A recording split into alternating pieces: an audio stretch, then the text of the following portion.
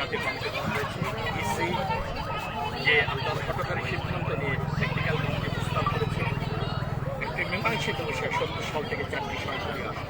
হঠাৎ করে আরবি অনুসারে কোনো গণশুনানি, কোনো পলিটিক্যাল পার্টির নেতৃত্ববৃন্দ সুশীল সভা কারোর সাথে মত বিনিময় না করে রাতের অন্ধকারে ইসির টেকনিক্যাল কমিটি বাগেরহাট থেকে একটি আসন, সংসদীয় আসন কেটে নিয়েছে। 4টি আসনের পরিবর্তে 3টি করার প্রস্তাব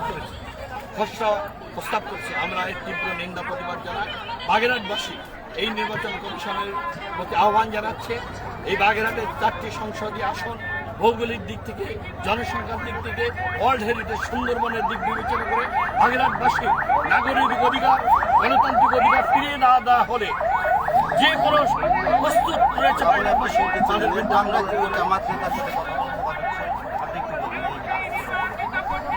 আজকে যে প্রতিবাদ আহ্বান করেছি এই কারণে যে বাগেরহাটের 4টি আসনকে 3টি আসনে পরিণত করে, বাগেরহাটের 1টি আসনকে বিলুপ্ত ঘোষণা করার ইসির যে প্রস্তাবনা, এই প্রস্তাবনা কোনোভাবেই আইনসম্মত নয় এবং বাগেরহাট মাসবাসী এটা মানে না। আপনি শুনছিলেন যেমনটি যে